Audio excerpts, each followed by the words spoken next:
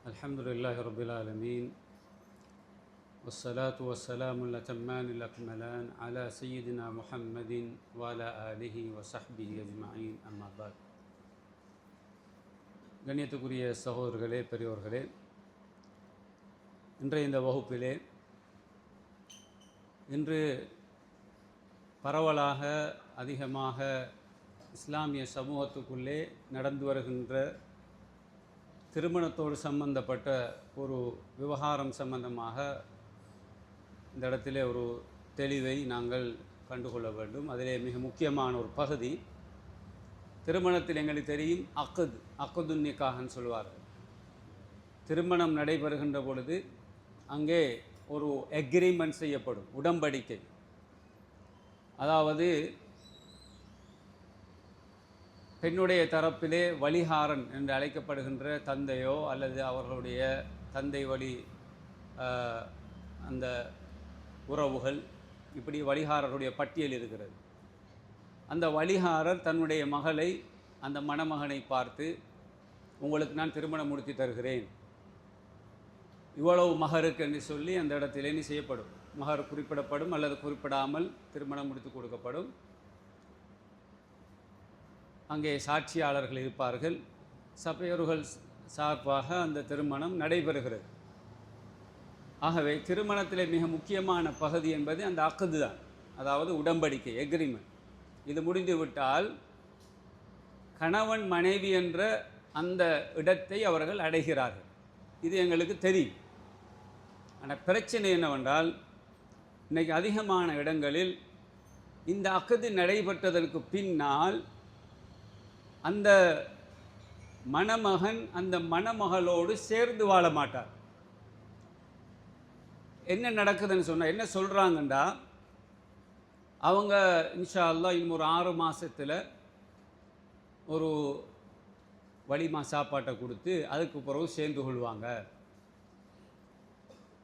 அல்லது ஒரு வருஷத்துக்கு பிறகு நாங்கள் திருப்பி வெட்டிங், அதுக்கப்புறம் வெட்டிங்குன்னு சொல்லுவாங்க, வெட்டிங்குன்னு செஞ்சு நாங்கள் சேருவோம் அப்படின்னு. அப்போ கிட்டத்தட்ட அந்த 6 மாதமோ அல்லது அந்த பெண்ணோடு சேருகின்ற அந்த காலம் வரைக்குள்ள அந்த காலப்பகுதியில் உள்ள பிரச்சனைகள் இன்றைக்கு சமூகத்திலே விளங்காத ஒரு பகுதியாக இருக்கிறது. ஒன்றில் மார்க்க ரீதியான ஒரு பிரச்சனையும் இருக்கிறது. இன்னும் ஒன்று நடைமுறைக்கு அது பல வகையான பிரச்சனைகளை உருவாக்குகின்ற ஒரு நிலைமையை நாம் பார்க்கிறோம். முதலாவது, இதிலே உலகியல் காரணங்களை வைத்து பார்த்தால், இந்த அந்த மணமகன் மணமகள் 2 பேரும் சேராமல் குறிப்பிட்ட அந்த காலங்கள் அக்குதுக்கு பின்னால் வெறுமனே ஃபோன் கால் பேசுகிறோம். என்ன சொல்கிறாங்கன்னா, அவங்க ஃபோன் கால் பேசுகிறதுக்குத்தான் அக்குது செய்கிற என்ற ஒரு நிலைமை இன்றைக்கு உருவாக்கி வச்சிருக்கிறார்கள். அப்போ இதெல்லாம் ஒரு தவறான ஒரு முறைமை. இதில் ஏற்படக்கூடிய சாதக பாதகங்கள் என்ன என்பதை பற்றி ஒரு தெளிவு நிச்சயமாக சமூகத்திலே ஒரு முக்கியமான ஒரு பகுதி. ஏனென்றால் இது அடிக்கடி எல்லா இடங்களில் நடைபெறுகின்ற ஒரு லேட்டஸ்டான ஒரு பிரச்சனையாக மாறி இருக்கிறது. இதுக்கு நிறைய பேர் துணை போகிறாங்க, மார்க்கம் தெரிஞ்சவங்க கூட இதில் விதிவிலக்கு கிடையாது. அப்போ என்ன நடக்குதுன்னா, வெறுமனே ஃபோன் கால் பேசுகிறதுக்காக நாங்கள் ரெஜிஸ்டர் பண்ணுவோம் அப்படிம்பாங்க. நம்ம பாஷையில் ரெஜிஸ்டர், இங்கிலீஷில் ரெஜிஸ்டர், அரபியில் அக்குது, உடன்படிக்கை, எக்ரிமெண்ட். ஆனால் என்ன பிரச்சனைன்னா, இந்த அக்குதில் நாங்கள் நாட்டினுடைய சட்டத்தின் பிரகாரம் ரெஜிஸ்டரை கொண்டு வந்து, இந்த நிக்காகை பதிவு செய்கின்ற ரெஜிஸ்டரை கொண்டு வந்து அங்கே நாங்கள் செய்யலை, வெறுமனே அக்குது பண்ணியிருக்கிறோம், அதனால் அது திருமணம் இல்லை என்ற மாதிரி ஒரு அதாவது கோல் பேசுகிறதுக்கு ஒரு அனுமதியை நினைக்கிறாங்க. இது எவ்வளோ பெரிய ஒரு தப்பான ஒரு தவறான ஒரு பார்வை என்பதை நாங்கள் புரிந்து கொள்ள வேண்டும். இஸ்லாத்தை பொறுத்தவரை வரைக்கும் ரசூல் ஸல்லல்லாஹு அலைஹி வஸல்லம் அவருடைய காலம் தொட்டு திருமணம் என்பது அந்த அக்குது. திருமணம் என்றால் நிக்காஹ்னால் அக்குது. நிக்காஹ்ன்ற நாங்கள் அரபியில் சொல்வோம், அதுதான் இங்கிலீஷில் வெட்டிங்குன்னு சொல்கிறது. ஆகவே இந்த நிக்காஹுக்கு முக்கியமான பகுதி அக்குது. ஒரு வியாபாரத்துக்கு முக்கியமானது அக்குது, பிஸ்னஸ் உடன்படிக்கை. அதே மாதிரி இங்கே திருமண உடன்படிக்கை. அப்போ இந்த திருமண உடன்படிக்கை இந்த மாதிரியான அமைப்பிலே அந்த வழிகாரன் இப்படி மணமகனை பார்த்து இவ்வளோ முடிச்சு இப்படி செஞ்சு ஒரு திருமணம் முடித்ததுக்கு பிறகு இந்த ஒரு சாதாரண ஒரு கோல் பேசுகிறோன்றதுக்காக வேண்டி 6 மாதங்கள் ஒரு வருஷத்தை தள்ளி போடுவது எவ்வளோ விபரீதமான ஒரு பிரச்சனையை கொண்டு வரும் என்றால், முதலாவது சில நேரம் அந்த திருமணம் நடைபெறாமல் போவதற்கும் வாய்ப்பு இருக்கிறது. ஏன் நம்ம கோல் பேசணும் என்றதுக்காக 2 பேருக்கும் அண்டர்ஸ்டாண்டிங் வரணும் என்பதற்காக வேண்டி கோல் பேசுகிறதுக்கு ஒரு அக்கதை செஞ்சு விட்டாங்க. என்ன நடக்குதுண்டா, அந்த 6 மாதம் ஒரு வருஷத்துக்குள்ளே இணைஞ்சிடும் 2 பேருக்கும் அண்டர்ஸ்டாண்டிங் ப்ராப்ளம் வந்து கடைசியில் அவர்களுக்குள்ளே பிரிவு வார ஒரு நிலைமை ஏற்படும், பிரித்து கொள்கிறாங்க. அதே நேரத்தில் இன்னொரு பகுதியில் பார்த்தீங்கன்னா, மார்க்க ரீதியில் சில நேரம் அந்த கணவன் மரணிக்கலாம், அல்லது அந்த பெண் அந்த அந்த அந்த பெண் கூட திருமணம் பேசப்பட்ட அந்த பெண் கூட மரணம் வரலாம். மரணத்துக்கு டேட் இல்லையே, 6 மாதத்துக்கு இப்போ உயிரோடு இருப்போம், ஒரு வருஷத்துக்கு ஒரு உயிரோடு இருப்போம், யாருக்கு சொல்ல முடியும்? சொல்லல. அப்போ இங்கே ஒரு சட்ட பிரச்சனை வரப்போகுது. என்ன பிரச்சனைன்னா, உண்மையிலேயே அக்கது நடைபெற்று விட்டால், இஸ்லாமிய அடிப்படை அந்த வரம்புக்குட்பட்டு அக்கது சரியான முறை நடைபெற்று விட்டால் அது திருமணம் முடிந்தேறி விட்டது. கணவன் மனைவி என்ற இடத்துக்கு அவர்கள் வந்து விட்டார்கள். இப்போ என்ன சட்டம் வரப்போகுது? 2 பேருமே சேரல, நாம் பிரித்து வச்சிட்டோம், மாப்பிள்ளை மௌத்தாயிட்டார். மாப்பிள்ளை மௌத்தானா அந்த பெண்ணுக்கு என்ன சட்டம்? என்ன சட்டம்? என்ன சட்டம்? எவ்வளோ காலம் இருக்கணும்? இதா இருக்கணும்? எவ்வளோ காலம்? சொல்லுங்க, பேசுங்க. எவ்வளோ காலம் இதா இருக்கணும் ஒரு பெண்? 3 மாதமா? அது டவுட்டாக தான். அது கருத்து வேறுபாடு இல்லையா? அதில் கணவன் மௌத்தானால் மனைவி 4 மாதம் 10 நாள், எத்தனை? 4 அஷ்ஹுரின் வ அஷ்ரா, 4 மாதம் 10 நாட்கள் இதா இருக்கும். இதா இருக்குது ரெடியா? ஏன்னா நம்ம ஆக்கள் வந்து அக்கதுன்னு முடிஞ்சு அந்த அக்கதை எப்படி எடுத்துருக்கிறாங்கன்றா சிம்பிளாக எடுத்துருக்கிறாங்க. அப்படி நடந்தால் அது அக்கு தானே செஞ்சோம், கல்யாணம் நடக்கலே, திருமணம் நடக்கலே. அப்போ அக்குது நடந்தாலே திருமணம் தான், அது முடிஞ்சு. அதுக்கு போகிற வேறையா சாப்பாடுன்னு கொடுத்து வெடிங்கன்னு செஞ்சால் தான் திருமணம் இல்லை. அக்குது பேசி அந்த நிபந்தனை பிரகாரம் நடந்து முடிந்து விட்டால், இதற்கு பிறகு நம்ம சேர்க்காத பொழுது அந்த கணவன் மரணித்து விட்டால் அந்த பெண் 4 மாதம் 10 நாள் இதா இருந்து ஆகும். இது எவ்வளோ பெரிய ஒரு அநியாயம், அந்த பிள்ளைக்கு செய்கிற அநியாயம். திருமணம் முடித்து பேசி உடனே அக்கது முடிஞ்சத்தோடு அவங்க சேர்ந்து வாழ்ந்து அந்த அதுக்கப்புறம் மூத்துவாது வேறு 2வது சப்ஜெக்ட். இது நாங்கள் செஞ்ச ஒரு பெரிய அநியாயம். 6 மாதம் ஒரு வருஷத்துக்கு பிரித்து போட்டது. அந்த பிள்ளைகள் வாழவும் இல்லை, இப்போ இதால் இருக்குது. இன்னும் ஒரு பிரச்சனை வரப்போகுது. யாராவது இப்படி கல்யாணம் பேசி இந்த மாதிரி பிரித்து வச்சவங்க உங்களோட பிள்ளைட சொத்துல இருந்து அந்த பிள்ளைக்கு சொத்து கொடுப்பாங்களா? என்ன சட்டம்? கணவன் மனைவி என்று ஆகிவிட்டால் சட்டம் வந்துடும். கணவனுக்கு இருக்கிற சொத்தில் அந்த மனைவிக்கு பங்கு உண்டு. சூரத்து நிசாவில் அல்லாஹு தாலா குர்ஆனில் சொல்கிறான். 12வது ஆயத்தை எடுத்து பாருங்கள். ஆணுக்கு கணவனுக்கு 2 பங்கு இருக்குது இஸ்லாத்தில், 2 பங்கு உரிமை. பெண்ணுக்கும் 2 பங்கு இருக்குது. யாருக்காவது தெரியுமா? ஆணுக்கு 2 வகையான பங்கு உரிமை. என்னது?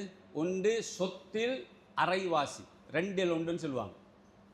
இன்னும் ஒரு பங்கு 4ஆக பிரித்து உண்டு, 4ல் 1. இது எப்போ என்றால், இந்த கணவனுக்கு அந்த மனைவியோடு சேர்ந்து வாழ்ந்து குழந்தை கிடைத்திருந்தால் மனைவி மரணிக்கின்ற பொழுது அதற்குரிய சட்டம் வேறு. மனைவி மரணித்தாலும் கணவனுக்கு சொத்து வரும்.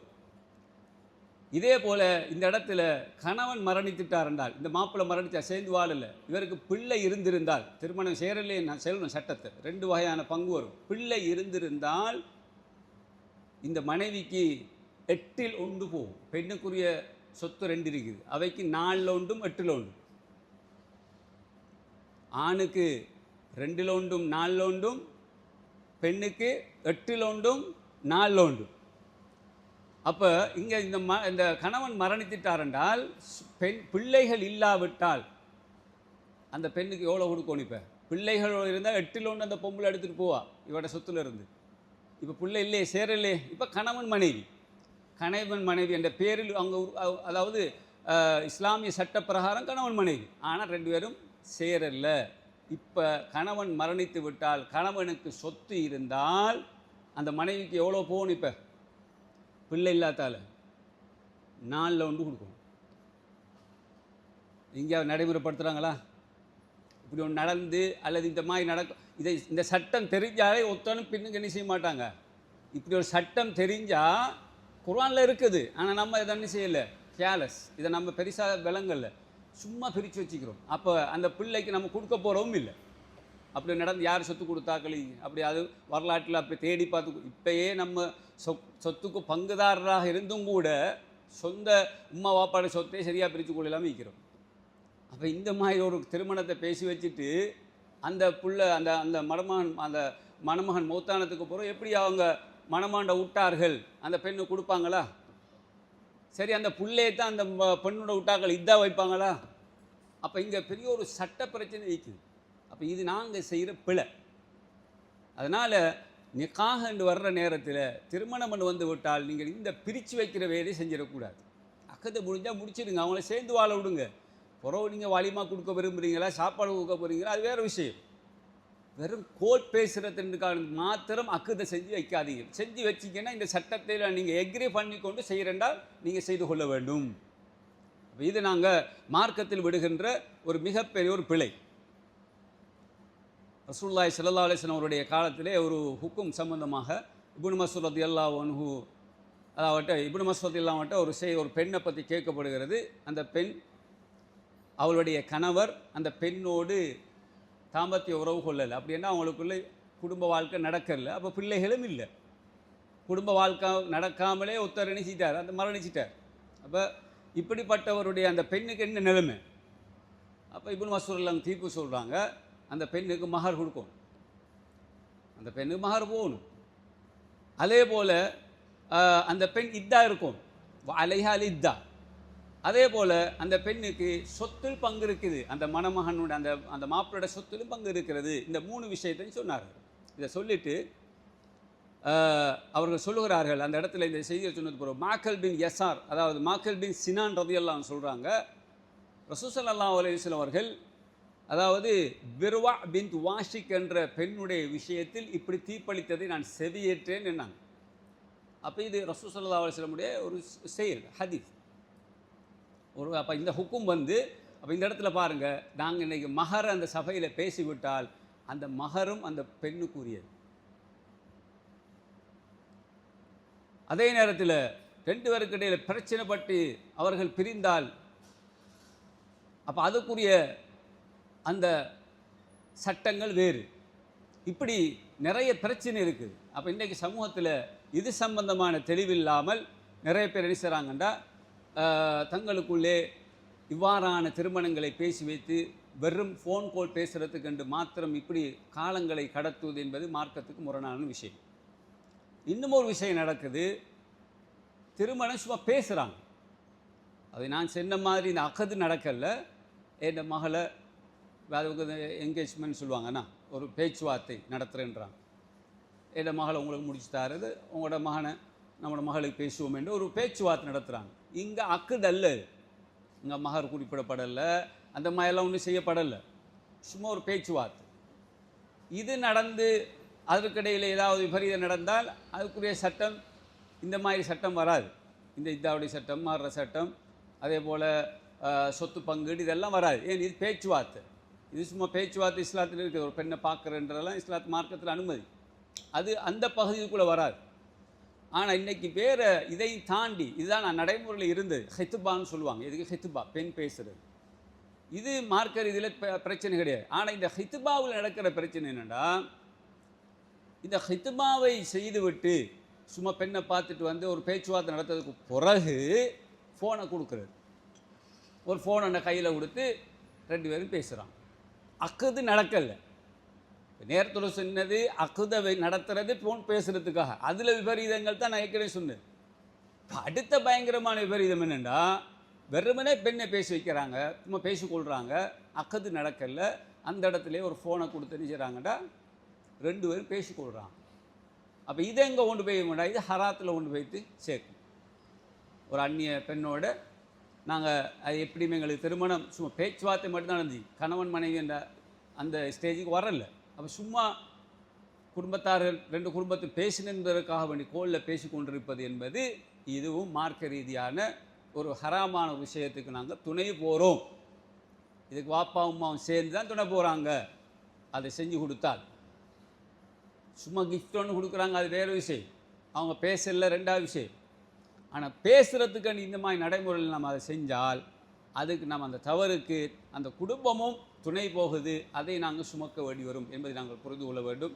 வல்ல ரஹ்மான் இவ்வாறான விஷயங்களில் நாங்கள் மார்க்க விஷயங்கள் விளையாடுற விஷயம் அல்ல, திருமணம் என்பது ஒரு விளையாட்டு அல்ல, ஒரு பாரதூரமான விஷயங்கள். இன்றைக்கி இது ஒரு லேட்டஸ்ட்டாக மாறிக்கொண்டு வருது.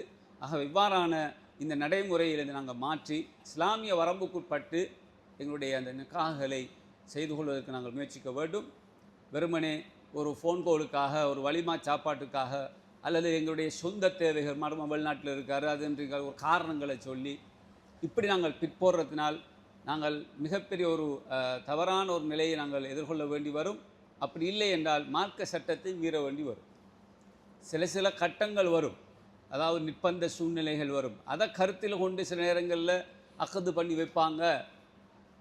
அது உண்மையிலேயே அவர்கள் சேர்ந்து வாழணும் என்ற ஒரு நோக்கத்தில் ஒரு ஏதோ ஒரு அடிப்படையில் ஒரு இக்கட்டான ஒரு நிர்பந்த ஒரு சூழலுக்காக சில கட்டங்களில் சூழ்நிலையை கருத்தில் கொண்டு அப்படி நடக்கும் அக்கது.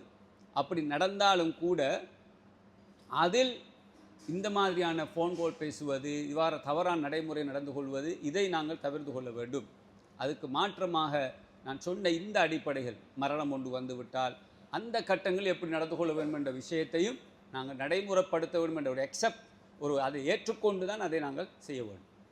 இதே போல் இன்னும் அடுத்த சைடில் நான் பேசலை. பெண் மரணித்து விட்டால் என்ன செய்யுது? அக்கத்துக்கு போகிறோம், பெண் மரணிச்சிட்டா, அந்த பொண்ணே மரணிச்சிட்டு, கணவன் மனைவி தான், 2 பேரும் சேரல. இப்போ பொன் மரணிச்சா என்ன சட்டம்? அதுவும் இஸ்லாம் சொல்லுது, பெண்ணுடைய சொத்தில் மாப்பிள்ளையை கொடுக்கணும். பெண்ணுடைய சொத்தில் அதுவும் அந்த அல்லாஹ் அந்த வசனத்திலே சொல்கிறான். சூரத்து நிசாவிலே அந்த வசனத்திலே 12ஆம் வசனத்தில் அல்லாஹ் சொல்கிறான், உங்களில் திருமணம் முடித்தவர்கள் கணவன் மனைவிமார்களில் பிள்ளை இல்லாமல் இருந்தால், அந்த நிலையில் அந்த பெண் மரணித்து விட்டால் அந்த கணவனுக்கு 4 ஒன்று கொடுக்கும். 4 ஒன்று கொடுக்கும். அதாவது இல்லை சாரி, அரைவாசி கொடுக்கவும், 2 ஒன்று. யாருக்கு? மாப்பிள்ளை.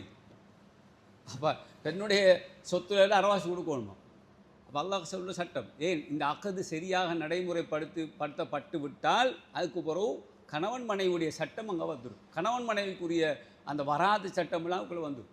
அப்போ இதை நாங்கள் கவனத்தில் விளையாடுற விஷயம் அல்ல, மார்க்க விஷயங்கள். நாங்கள் இதில் கவனம் செலுத்தி கொண்டு இதை ஒரு தெளிவோடு இதில் நடந்து கொள்ள வேண்டும் என்பதற்காகத்தான் இந்த தகவலை உங்களுக்கு முன்னால் முன்வைத்தேன்.